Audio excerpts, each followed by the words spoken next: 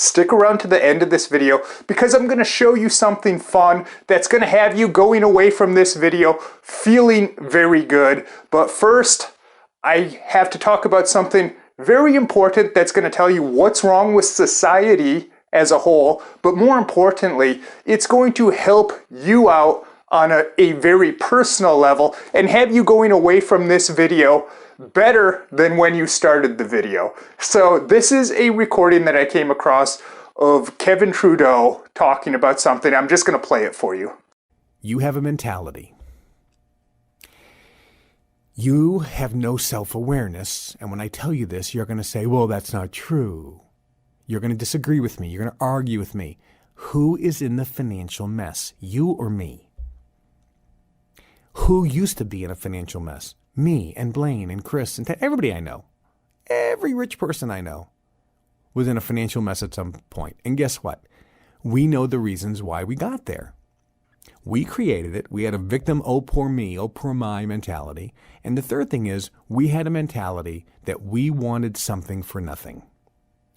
We wanted something for nothing. We had a mentality of entitlement. Once upon a time, there was a mentality that people had. That mentality was, I don't take handouts. I don't take charity. You look at all the old movies, TV shows like The Rifleman, shows like Father Knows Best, The Dick Van Dyke Show. You look at old shows like Bonanza, the Wild West, different Western shows. You look at Gunsmoke. You look at some of these older shows, American shows. I'm not sure about shows around the world, but in America. And invariably in these shows, the Andy Griffith Show, for example, in these shows, invariably there was somebody who was down and out, a hobo, somebody who today we call homeless. They're sleeping outside. They have a fire. They have no money. And one of the people there says, well, I got a little money. Maybe I can give you a little money. Maybe I can give you a hot meal. Maybe I can give you something. And the person looks and says, no, I don't take charity. No, I don't take handouts. No, thank you. I pay my own way. I don't accept. I can't accept that. Let me buy you lunch. No, I can't accept that. Because there was a mentality back then which said there has to be an even exchange. Somebody would say, well, let me give you a hot meal. No. But if you give me a job, I'll work for that hot meal. See the difference in the mentality? Look, you're in financial difficulties right now, and I want to help you, and I want you to get out of it. First, I want you to know that you can. You absolutely can. First off, you shouldn't even feel bad you're in this financial mess. And I know it's easy for me to say, but it's not easy for me to say because I've been there. And when it looks like you're going to lose your home and lose your car and lose everything, you can get frightened and scared, and I understand that. But guess what? It's okay if you lose your house. It's okay if you lose your car. It's okay if you lose everything. Guess what? You start with a clean slate. It's okay if you have to file bankruptcy and start over. It's okay. I know dozens and dozens and dozens of super successful people. And I give you stories of thousands of people who lost it all, not just once, but twice in their life. They lost it all. They lost their cars. They lost their house. For those of you Christians, go read the book of Job. He lost it all, boy. And he got it all back 100-fold. It's okay if you lose it all. But I'm going to talk about that mentality in a second. But I really want you to understand this because you can get out of this mess. You can feel good right now. And over time, you can get out of this mess and turn your whole financial life around. First is you have to admit that you created it. You have to take 100% responsibility. That's number one. Number two, you have to stop this victim mentality. You have to stop this, I want something for nothing. You have to stop this, I wish I hit the lottery. There's a mentality. And the mentality is, I just wish I got a loan. I wish I hit the lottery. I wish I inherited something. I need help from the government. I need a grant. It's the mentality of you want something for nothing. You have to stop that. If you have any feelings, I was on the radio show one time and I said, I'm going to give away a car next month. And people said, I deserve that car. I want that car. I need that car. Well, obviously these people were in the worst financial state, correct? But do you understand that the reason they're in their terrible financial situation is because of that thinking? That thinking of, I deserve something for nothing. I want something for nothing. You see, a real winner would never accept something for nothing. A real winner can't accept an expensive gift without being able to reciprocate. There has to be a even exchange. A real winner won't accept a handout. They'll say, look, I'm struggling right now. I will work. You give me a job, I will work for food. But I will not accept a free meal. A winner will say, no, I don't want a free meal. I will work for it. I will not accept a handout. I will not accept charity. I will work for it. I will not take your money. I will work for it. There has to be an even exchange. That is a mentality you have to correct. And it's something that's hard for you to grasp because it's an attitude that permeates you and you don't see that you want something for nothing. If you were in a deep financial situation and I came up to you at a function and you said, man, I'm in a really mess. I said, I'll tell you what, let me give you $5,000. Would you take the money? Or would you have the balls? Would you have the guts to say, no, I don't accept charity? You see, the moment you take that stand, I don't accept charity, your whole life is going to change for the better. So number one, you have to take 100% responsibility that you caused it. Number two, you have to stop I wish I hit the lottery. I wish I got a loan. I wish I got a grant. The I want something for nothing mentality. That has to stop. All right, we're back. It's funny, last night I come home, I turn on the TV, the Andy Griffith Show is on, and there was some scene where Andy and his girlfriend, they take all these items from the store, they get all these items like perfume, makeup, and they take it out to this farm, and they want to give it to this farm girl. They want to make her more attractive, more girly. I don't know if she had a date that they wanted to help her out with, but they didn't tell her that they were just giving these items as an act of charity. They went up to her and they said, hey, these are some new items we got in the store, and we would like you to help us out by testing the products, letting us know what you think of them. And the father of this farm girl, he sees what's going on and he comes over and he grabs the box that they gave her and he hands it back and he said, we can't accept this. Times were certainly very different in this country back then. Now, getting back to the recording that we just listened to, there's a couple key concepts that I want to discuss. Number one is when you meet a lot of law of attraction people that are into that, they tend to be very new agey people. They tend to be very liberal. And a lot of them sit around listening to law of attraction audio tapes or YouTube videos, and they never really achieve much. They spin their wheels, even if they're getting some good information, because one thing that's often neglected by those people is the part of taking 100% personal responsibility for your situation in life, everything you have, everything you don't have.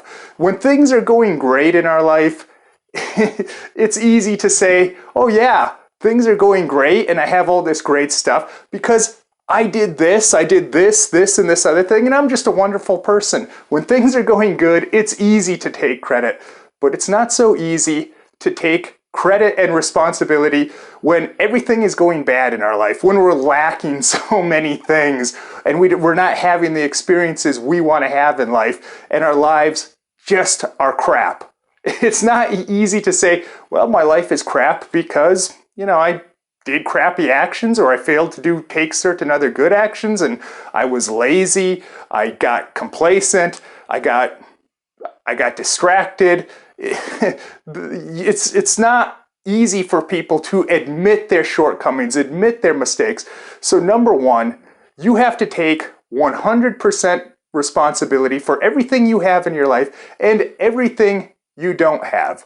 And this is very much the opposite of what society, what the media tells us, especially these days. Because there'll be a situation like recently there was a woman shot and killed by police. And why was she shot and killed by police? The media doesn't like to talk about that. Well, she was with her boyfriend, who's a drug dealer, and he started shooting at the police, and they returned fire in self-defense, and she just happened to get caught in it.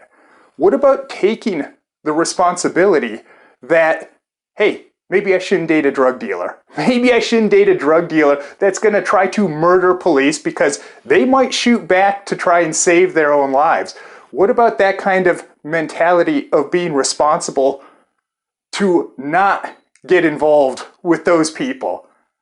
Media doesn't like to talk about that. They want people to think that this is a victim, and they want you to have a victim mentality. I did another really good video about corporations and how ultimately that's what they want. They want you to feel like you're a victim, like you can't really do something, like you're powerless. I'd recommend that video. So number one, you have to take 100% responsibility for your own life, everything you have and you don't have. And number two is when he's talking about wanting something for nothing. That's certainly what we have today, and politicians, that's certainly what they promote. Oh, we're going to give you free health care. Really, is it free? Or are you taking something away from someone else? Are you taxing the guy that goes out and works so you can give health care to some bum or some illegal alien even? It's all about taking something from someone else. Even recently we had a major political candidate. One of the last things she did before the election was she posted a video saying, what we actually want is not equality, we want equity. So we want to end up with the same stuff as you, even if we're given all the same opportunities and everything. Ultimately, we have to take things from these people that are doing things, and we have to give it to these other people, even if they do nothing, even if they create nothing of value. So this attitude of wanting something for nothing, which is also something that the media puts out.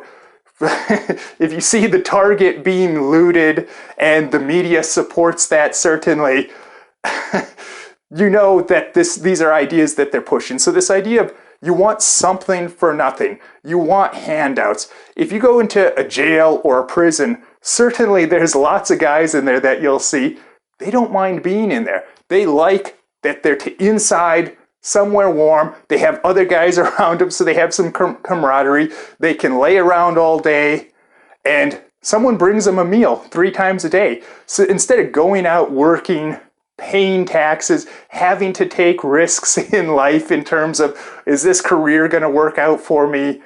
They don't have to worry about any of that. They're going to cost the taxpayers money. They're not going to contribute into that. So that's something that you have to be aware of. Taking charity. Now, I'm not saying that if a friend wants to buy you lunch that you should say, hey, no. It's okay to do that, some of that stuff. It's this mentality of, oh, I wish I would just win the lottery or get a government grant or free money from the government. Or that's something that, again, that we talked about earlier. Just that whole mentality of wanting charity. Now, I'm not saying too, if someone has some independent artist or some video creator has a Patreon account, that you shouldn't contribute or that they shouldn't put a Patreon account out there. But you gotta consider these things. So number one, take 100% responsibility for everything in your life, good and bad. And number two, get out of that mentality of wanting things for free. So I promised something kind of fun right before doing this. I ran to the store and I'm gonna show you what I got here. So, number one, I'll show you the most expensive thing. My dad is a huge Elvis fan, and my son, he's turning 2 next year, but so this for some time down the future.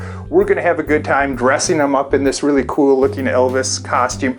We'll do his hair and the whole thing. So that's for some time down the future, something to look forward to in life. And I did not forget about my wife.